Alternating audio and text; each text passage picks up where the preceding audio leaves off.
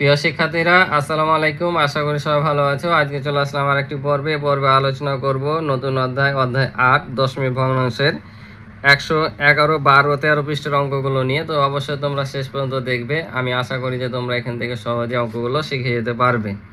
তো চলো আমরা অঙ্কগুলো দেখি কি বলছে। তো আমরা এখন পর্যন্ত শিখেছি সাধারণ ভগ্নাংশ, এখন শিখবো আমরা দশমিক ভগ্নাংশ। তো দশমিক ভগ্নাংশটা কি? দশমিক ভগ্নাংশ অর্থ হচ্ছে আমরা যেভাবে দেখি যে কোনো সংখ্যা লেখা থাকে, এই অংশটাকে বলে পূর্ণ অংশ এবং এটাকে বলে অংশ। এটা হচ্ছে পূর্ণ আর এটা হচ্ছে একটা হচ্ছে ভাঙা অংশ। তো সাধারণ ভগ্নাংশ আমরা শিখেছিলাম যে কোনো জিনিসের ভাঙা অংশকে কি বলে? ভগ্নাংশ বলে। এটাও কিন্তু একটা ভগ্নাংশ, এটাও কিন্তু একটা ভাঙা অংশ। আমি যদি বলি শুধু এমন, এটাও কিন্তু একটা ভাঙা অংশ। কারণ আমরা এটা যদি সাধারণ ভগ্নাংশে প্রকাশ করি তাহলে উপরে 35 হবে আর দশমিকের জন্য 1, আর দশমিকের পরে জয়টা অঙ্ক থাকে তো এটা 0 হয়। ঠিক আছে, তাহলে 100। এই যে এটা হচ্ছে 100 ভাগের কত ভাগ? 35 ভাগ। তাই এটা একটা কিন্তু ভাঙা অংশ। 100কে ভেঙে আমরা কত পেয়েছি? 35 পেয়েছি, তাই ভাঙা অংশ। এটা হচ্ছে পূর্ণ অংশ, এটা হচ্ছে তোমার এই ভাঙা অংশটা অর্থাৎ অংশ, এটা বলছে দশমিক ভগ্নাংশ। এটাই হচ্ছে অংশ, পূর্ণ সংখ্যার কিছু অংশ। বুঝতে পারছো? তো এখানে দেখি আমরা কি বলেছে। তোমাদের চলো আমরা ভগ্নাংশের পরিমাপকে প্রকাশ করার আরও একটি পদ্ধতি শিখি। কি পদ্ধতি দেখি? বলছে একটি জগে কিছু পানি রয়েছে। 1 লিটার ধারণ ক্ষমতা বিশিষ্ট 3টি মগের প্রতিনিধিতে পানি ঢালা হলো। ছবি অনুযায়ী তৃতীয় মগটি পানিতে পরিপূর্ণ হয়নি। তৃতীয় মগটিতে পানির পরিমাণ কত? তাহলে এটা পানির পরিমাণ কত বলছে। তো এই যে দেখো, এটা পূর্ণ আর এটা হচ্ছে পূর্ণ হয়নি। তার মানে এটাই কি? অংশ আসবে কিছু, অর্থাৎ পূর্ণ মগের কিছু অংশ পানি আছে কিন্তু অংশ নাই, এটাই হচ্ছে অংশ। বুঝতে পারছো?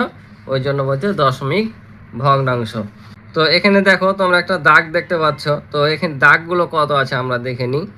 যে 1, 2, 3, 4, 5, 6, 7, 8, 9 আর এই যে একটা রাউন্ড আছে এটাকে ধরে নিতে হবে 10টি দাগ। তার মানে এখানে হচ্ছে মোট হচ্ছে 10। তার মধ্যে এখানে পূর্ণ করা হয়েছে কত দেখে নাও। পূর্ণ করা হয়েছে তোমার 1, 2, 3। তার মানে এখানে তোমার কত? 10 লিটার আছে। আর আমাদের এখানে পূর্ণ হয়েছে কত? 3 দাগ, মানে 3 লিটার।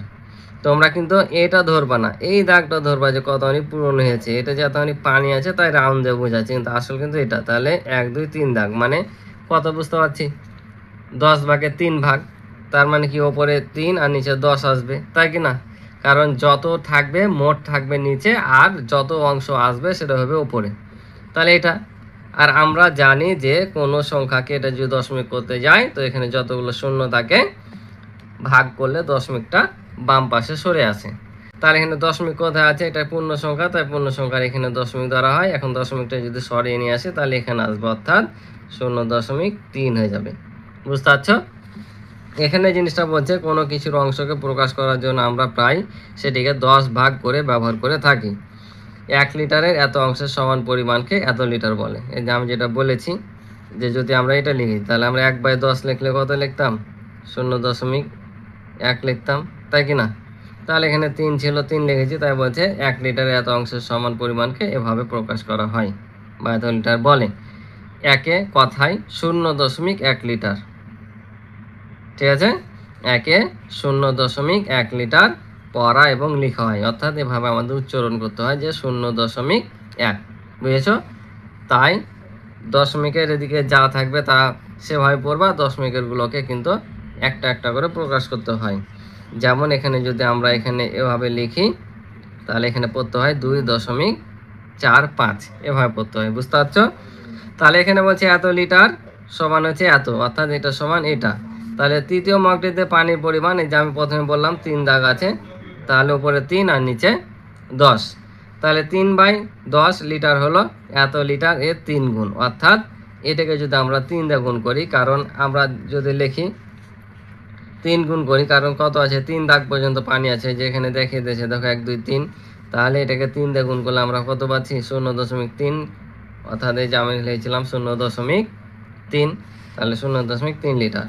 তাহলে মগে 2 লিটার এবং এত লিটার পানি আছে, অর্থাৎ মগটিতে কি 3টা মগের পানির পরিমাণ কত? এখানে 2 আর এখানে কত পেলাম? এত।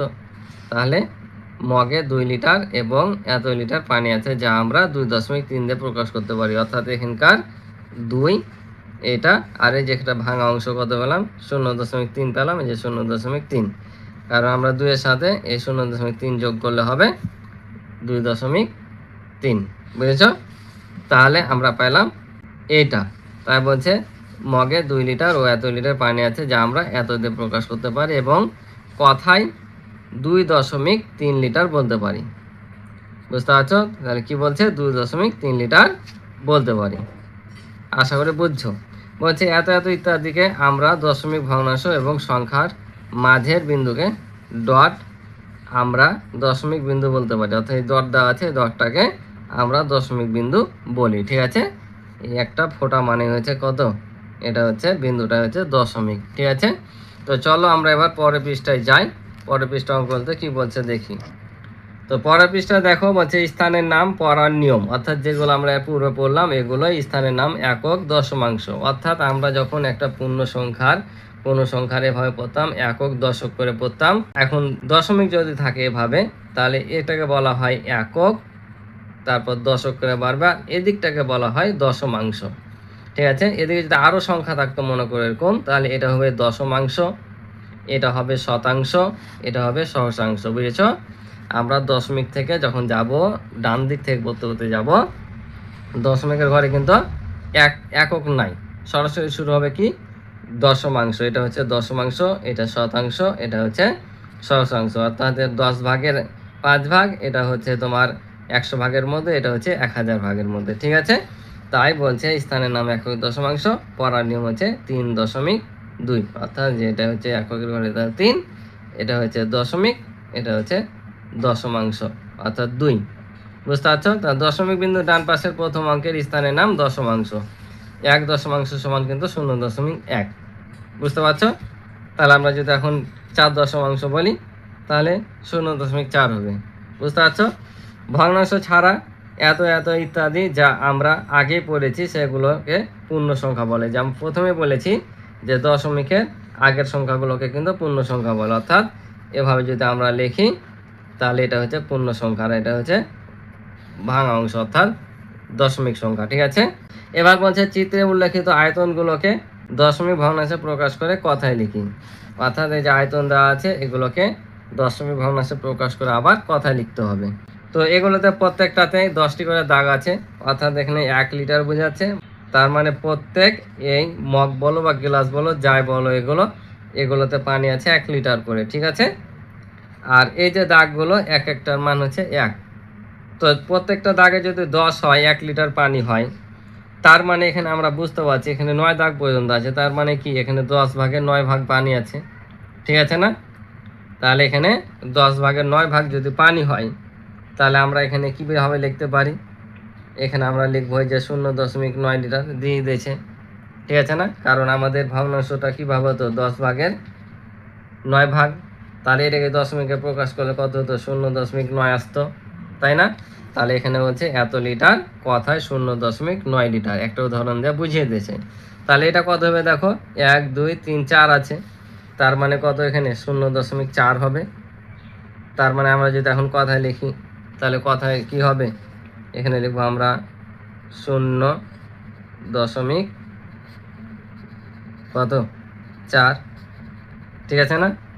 তারপর এটা দেখো 3 নম্বরে, এখানে কিন্তু 2টা আছে, একটা হচ্ছে পূর্ণ অংশ দেওয়া আছে আর একটা ভাঙা। তাহলে পূর্ণ অংশ মানে কি, এটা সম্পূর্ণ আমরা পাচ্ছি 1, তাই কি না? আর এখানে কত, 1 2 3 4, মানে 4, 0.4, তার মানে এখানে হচ্ছে এই যে 0.4। কারণ আমরা যদি এখানে 10 ভাগে 4 ভাগ করতাম, তাহলে যেমন হতো 0.4। তাহলে এটার সাথে যদি আমরা 1 যোগ করি, তাহলে কত, 1 পূর্ণ সংখ্যা, অর্থাৎ একটা এখানে বসে যাবে 1.4, তাই না? তাহলে 1.4, এই দুটো ঘর মিলে আছে 1.4। তাহলে আমরা এখানে লিখবো 1.4 কত লিটার। ঠিক আছে না?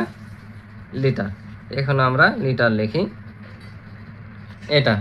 এবার 4 নম্বরে দেখো 4টা ঘর আছে। তো এগুলোকে আমরা যে কোনো একটা ড্রামই ভাবি। তো এখানে পানি আছে 1 লিটার, এখানে 1 লিটার, এখানে 1 লিটার পূর্ণ, তার মানে 3 লিটার। আর এখানে কত আছে, 1 2 3 4 5 6 7, তার মানে কত 0.7, অর্থাৎ 3.7 আসছে। তাহলে এখানে লিখবো 3.7 লিটার। এই তো, এটাই। কি কঠিন? কি অনেক কঠিন লাগছে? সহজ, কিন্তু মনোযোগ দিয়ে দেখলে তোমরা বুঝতে পারবা। এবার দেখো পরে বলছে নিচের সংখ্যাগুলোকে দশমিক ও পূর্ণ সংখ্যা ভেদে শ্রেণীবিন্যাস করি। তো আমরা দেখি এখানে দশমিক সংখ্যা কোনগুলো আর পূর্ণ সংখ্যা কোনগুলো। তো আমরা দেখতে পাচ্ছি যেখানে বিন্দু থাকবে সেটা হচ্ছে দশমিক, আর যে থাকবে না সেটা হচ্ছে পূর্ণ সংখ্যা। তাহলে দশমিক সংখ্যা কোনটা? এটা, অর্থাৎ 0.6। এটাও দশমিক সংখ্যা, তাহলে 61.7। আর এটা কি দেখো? দশমিক নাই, মানে এটা পূর্ণ সংখ্যা।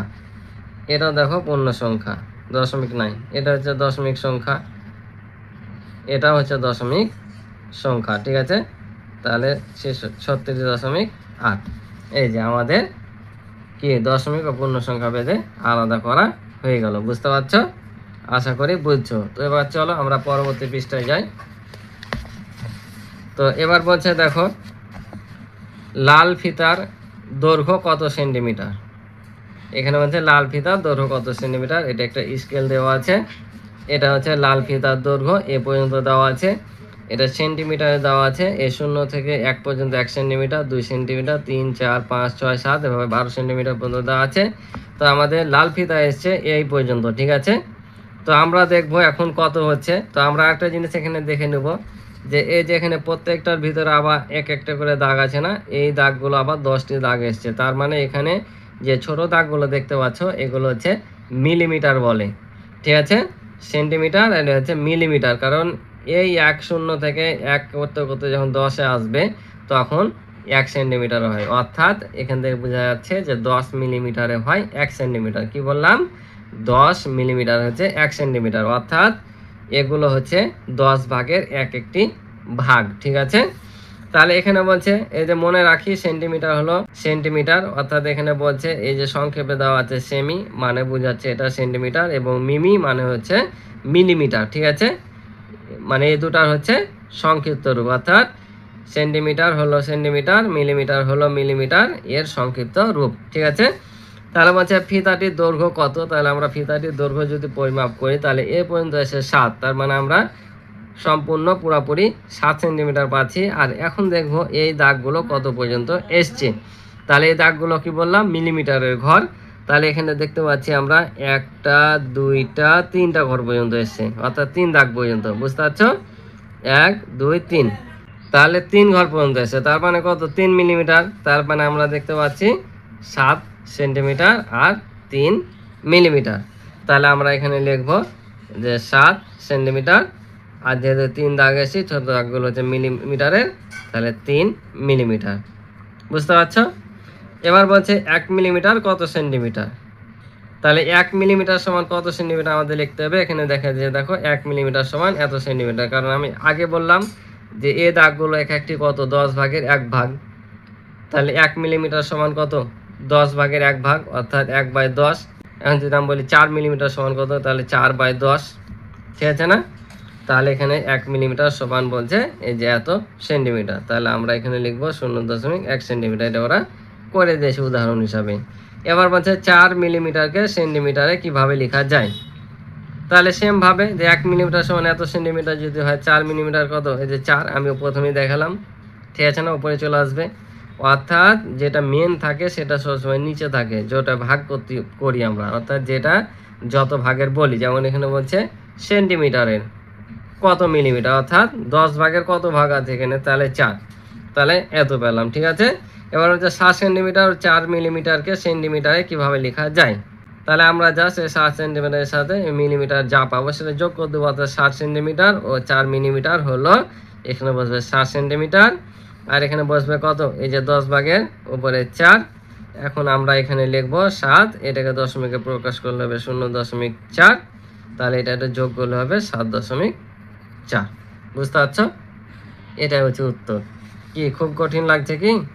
মনোযোগ দিয়ে দেখো, ভালোভাবে বুঝো, আশা করি সহজ লাগবে। এবার বলছে স্কেলের সাহায্যে নিচের জিনিসগুলোর দৈর্ঘ্য মেপে খালি ঘরে পূরণ করি। স্কেলের সাহায্যে আমাদের দৈর্ঘ্য পরিমাপ করতে বলছে। আমাদের স্কেলের সেন্টিমিটার ছাড়াও মিলিমিটারের দাগ কাটা আছে। এই যে দেখো এটা হচ্ছে স্কেল, এই স্কেলে তোমরা দেখতে পাচ্ছ এই যে সেন্টিমিটার, এই সেন্টিমিটারের এই যে দাগগুলো দেখতে পাচ্ছ ছোট ছোট দাগগুলো, এই দাগগুলো হচ্ছে তোমার মিলিমিটারের দাগ। ঠিক আছে, তাই বলছি স্কেলে আমাদের সেন্টিমিটার ছাড়াও কি আছে, এই মিলিমিটারের দাগগুলো আছে। এখন বলছে আমরা সহজে যোগ করে হিসাবটি করতে পারি।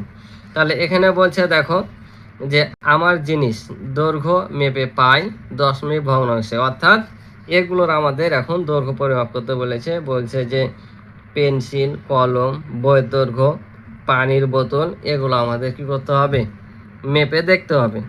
তো তোমরা এটা মেপে দেখবা যে কত আসছে। তারপরে আমি যদি আমার এই পেন্সিলটা তোমাদের মেপে দেখাই যে কত আসবে সাধারণত, তাহলে আমরা এই যে শূন্য বিন্দু থেকে আমরা ধরবো, কিন্তু এই যে শূন্য বিন্দু থেকে তোমরা দেখতে পাচ্ছ এই শূন্য থেকে সব সময় আমরা এদিকে আসবো। তাহলে আমরা দেখতে পাচ্ছি যে এই যে কত পর্যন্ত এসছে দেখো 14 বা 14-র একটু কম, এক দাগ কম আছে 14-তে। ঠিক আছে, তো এখানে আমি তোমাদেরকে 9 দাগ নিয়েই দেখাই, যেহেতু 9ই আসছে বেশির পরিমাণ, তাহলে 13.9। ঠিক আছে না, তাহলে এটা হচ্ছে 13 সেন্টিমিটার। আর এই যে একটু আগে শিখালাম 9 দাগ পর্যন্ত এসছে, মানে 10 ভাগের 9 ভাগ অর্থাৎ 0.9। তাহলে আমরা লিখবো এখানে 13 সেন্টিমিটার আর 9 মিলিমিটার পেলাম। এটা যদি দশমিকে ভাগ করি তাহলে 13 দশমিক কত হবে, যেহেতু এটা 10 ভাগের 9 ভাগ তাহলে 9। বুঝতে পারছো? তো এবার কি পরিমাপ করতে বলছে, কলম। তো কলম যদি পরিমাপ করে আমি তোমাদের একটু দেখাই, তাহলে যে শূন্য বিন্দু থেকে নিব, তোমরা কলমের কভার খুলেও লিখতে পারো, কলমের কভার দিয়েও করতে পারো। তাহলে যে 0.0 থেকে মিলালাম। এখন আমরা যদি এদিকে আসি তাহলে কত ঘর আসতে হচ্ছে দেখো, আমরা এখানে দেখতে পাচ্ছি যে 14 থেকে আরও এক ঘর বা সামথিং 2 ঘর বেশি আসছে। ঠিক আছে, তো আমরা এখানে 2 ঘরই নিলাম বোঝানোর কথা। তাহলে আমরা এখানে 14 নিলাম, 14 সেন্টিমিটার আর 2 মিলিমিটার, দশমিক করলে কত হবে 14.2। এবার বলছে বইয়ের দৈর্ঘ্য। তো এই বইয়ের দৈর্ঘ্য যদি আমরা পরিমাপ করি তাহলে দেখো আমরা এখান থেকে শুরু করব। স্কেল কিন্তু দেখতে পাচ্ছ এই পর্যন্ত আছে, কিন্তু এই যে শূন্য দাগ পর্যন্ত নিবা, তোমাদের সবসময় শূন্যের এখানে দাগ যা থাকবে তাই নিবা। তাহলে এই যে শূন্যের এখানে যদি আমরা দাগটা নিই, এই যে নিলাম দেখতে পাচ্ছ তোমরা। এখন এই থেকে আমরা আসবো কোন দিকে, আমরা এই দিকে চলে আসি। তাহলে এই দেখো 24 থেকে এক দাগ বেশি আসছে। বুঝতে পারছো তোমরা, এই যে দেখো 24 থেকে এক দাগ। ঠিক আছে, তাহলে আমরা এখানে লিখবো যে 24 সেন্টিমিটার আর 1 মিলিমিটার, তাহলে 24.1। বুঝতে পারছো? এবার বলেছে পানির বোতল। তাহলে এই যে দেখো আমরা যদি এখন বোতল পরিমাপ করি, তাহলে বোতলের আমরা কি করব, বোতলটার আমরা এই যে এই মাথাতে ধরবো। ঠিক আছে, এই যে মনে করে নিলাম, ছোট বোতল হলে ভালো হতো। এই পর্যন্ত ধরলাম একটা আইডিয়া করে, এই যে আইডিয়া করে ধরলাম এখানে আমরা। ঠিক আছে, এখান থেকে যদি আমরা এই পর্যন্ত আসি, আমরা যে পর্যন্ত নিই, তাহলে আমরা দেখতে পাচ্ছি যে সামথিং একটা নিতে পারো 27, আর এখান থেকে আসছে 5, 6, 6, 7 একটা নিতে পারো। তো 27 আমি কত নিলাম, 6 নিলাম। তাহলে এখানে লিখবো 27 সেন্টিমিটার, এটা হচ্ছে 6 মিলিমিটার। তোমরা একটু ছোট বোতলগুলো পরিমাপ করবা। ঠিক আছে, তাহলে এখানে আমরা লিখবো 27.6 সেন্টিমিটার। বুঝতে পারছো? তো এটাই ছিল বিভিন্ন দৈর্ঘ্যের পরিমাপ। তোমরা বিভিন্ন তোমাদের নিজস্ব পেন্সিল, কলম, বইটা তো একই রকম আসবে। তারপর পানির বোতল, এগুলো তোমরা বিভিন্ন পরিমাপ করে তোমরা নিজেরাই চেষ্টা করে দেখবা পারছো কিনা। ঠিক আছে, তো আজকে এ পর্যন্ত ছিল এই পর্বের অঙ্ক। ক্লাসটি ভালো লাগলে এবং কিছু উপকৃত হয়ে থাকলে অবশ্যই চ্যানেলটি সাবস্ক্রাইব করে আমার পাশে থাকবে এবং ভিডিওতে লাইক করে দিবে। আর ইতিপূর্বে যারা চ্যানেলটি সাবস্ক্রাইব করে রেখেছো তাদেরকে অসংখ্য ধন্যবাদ। তো দেখা হবে পরবর্তী নতুন পর্বে। আল্লাহ হাফেজ।